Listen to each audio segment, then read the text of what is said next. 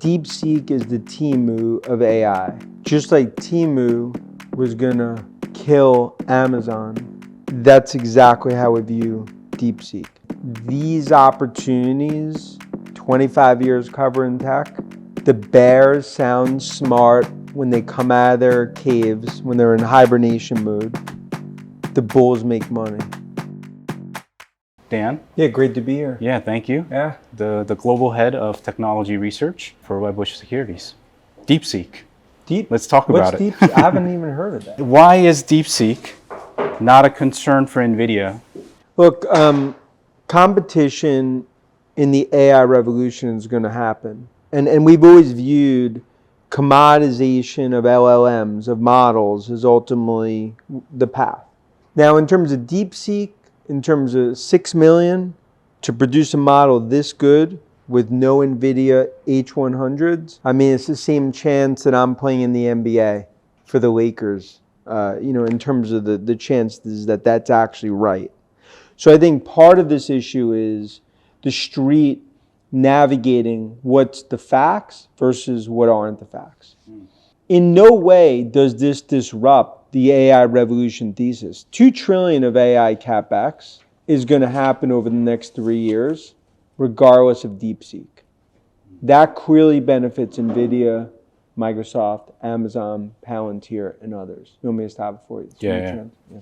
But what you're basically saying with the Lakers analogies is it's a super low probability that it's actually true. It's fictional. It's fictional. It's a Netflix show. Got it. That DeepSeek spent 6 million and didn't use NVIDIA GPUs to produce it. I think this was one of the probably top 3 most unwarranted sell-offs I've seen in tech since COVID, 2020. DeepSeek in no way changes the path of AI spend, whether it's 80 billion from Microsoft, 65 billion from Meta.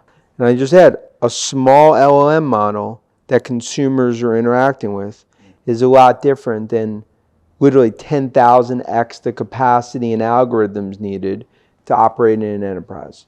So first, we believe they had 30 to 50,000 NVIDIA H100 GPUs to create, so which is to level set. In other words, I don't believe based on all the experts I've talked to, as well as many, that they were able to produce what they're saying with no hardware and no GPU. So I think I think that's an important to start with. Yeah. And then I would also add open source models, that's what Meta's done. The price of models and inference is going to continue to go down. But that's a positive because you only have 4% of enterprises in the US that are going down the AI path. That means more computing power for use cases, cheaper, that ultimately more enterprises are going to go down. And right now, the demand to supply for NVIDIA's chips are 15 to 1. We've talked to 25 enterprises over the last 48 hours that are going through 7- and 8-figure AI deployments. 0 of them have even flinched because of DeepSeek. And say like DeepSeek is the Temu of AI. Just like Temu was gonna kill Amazon, that's exactly how we view DeepSeek. And these opportunities, 25 years covering tech, the bears sound smart when they come out of their caves, when they're in hibernation mode. The bulls make money. Let's just say if you go to Times Square and someone's selling Hermes sneakers for $30, that's how I would equate DeepSeek and AI. It's a great model. Yeah. No one doubts that. But to say that it was made $6 million with no NVIDIA GPUs is a fictional Netflix show. Why do you think so many people took it so seriously, though? Like, especially the engineers in Silicon Valley, they all Sure. seem to have taken it pretty seriously. No, it's taken seriously in terms of the model that it's built. The reaction from investors is way mispricing what it's going to do to spending. In other words, this is not some black swan moment that's going to change the AI spending trajectory. It's a great model, Chinese built, that shows open source is going to continue to close the gap with, closed loop like OpenAI. Being bullish on AI, the LLM models are just one small piece. It's all about the data, the use cases, the algorithms. And that's our view. In other words, like, this is a panicked sell-off that's hugely misguided. Even though it's a scary headline, right?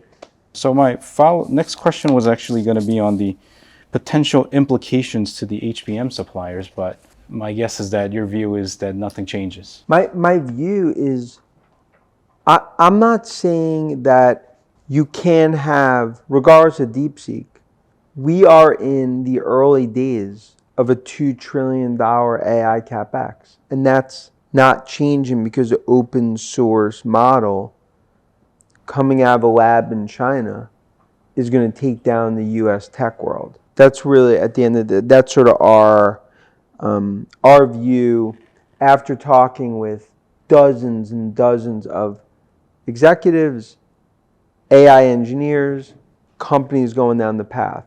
It's not just me being like, my own view. Yeah. What about in the near term over the next couple of quarters?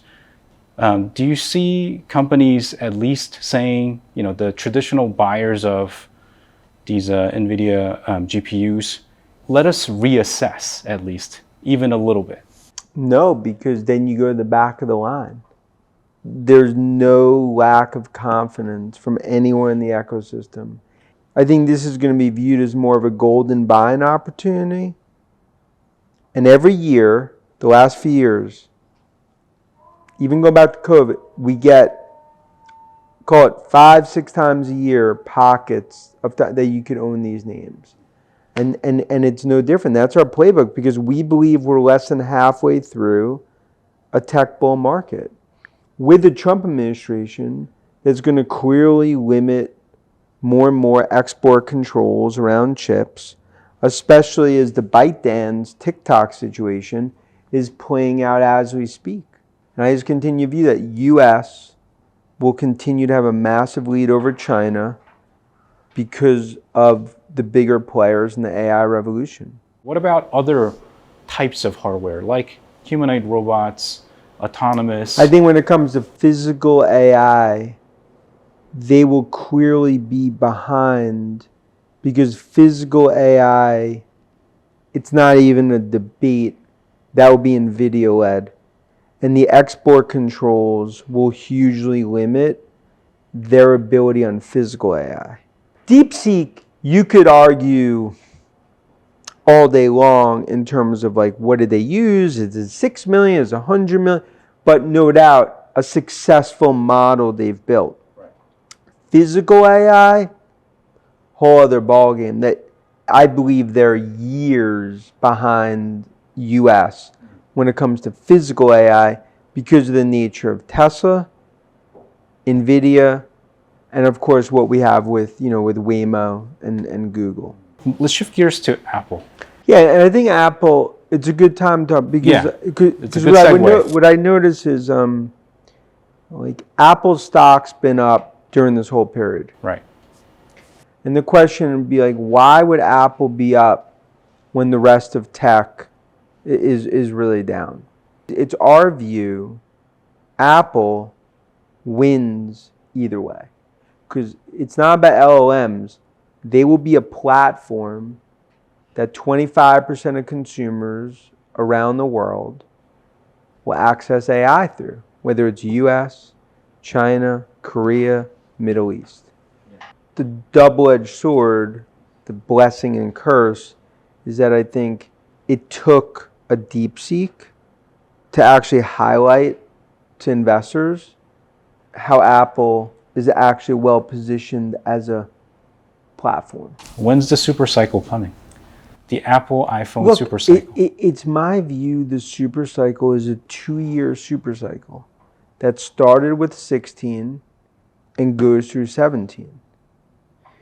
And a good example, despite all the doomsday predictions, and obviously they'll report tomorrow night, they're going to do 230 to 235 million units this year, is 15 million units more than the street predicted a year ago. It speaks to my view, haters hate, and that's how they've missed the last $2 trillion in Apple's market cap. What do you think the Chinese government wants long term? Obviously here in the States, all this drama around TikTok, the phone is becoming more and more of our lives. I mean, it's access to our lives, right? Which is why TikTok is such a big deal. I have to imagine that the Chinese government too ultimately would want to have more and more of its citizens off of iPhones, right, and onto Huawei. And also, if I could add on top of that, the future of autonomous. The idea of, here in the States, the idea of having Chinese-made autonomously driven cars going around recording live videos all over the country is probably really frightening to most Americans. The Chinese government must feel similarly about American autonomous vehicles doing the same in China. So sort of this decoupling of big tech powers, what does that mean for Apple and Tesla long term? So Apple's the second biggest employer in all of China. When you include Foxconn in terms of peak iPhone production. In Beijing, they love on the trophy case having Apple, Tesla. And Musk and Cook, they're 10% politicians, 90% CEOs. Apple has always been able to navigate the political landscape, geopolitical, basically as well as any other tech player out there. That's going to continue to be a tightrope, but that's why, Apple's going to announce an AI partner in China. It's either Baidu, Tencent, or ByteDance. So they're going to play ball, I think, the overall environment right now. That's why Cook's in China every few months, just like Musk.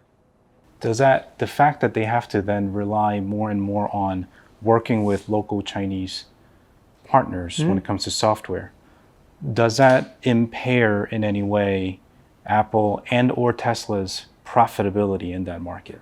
I mean, I don't think it definitely impairs some profitability, but I think for them that's table stakes. Because right now it's like you have 100 million iPhones in China that haven't upgraded in 4 years.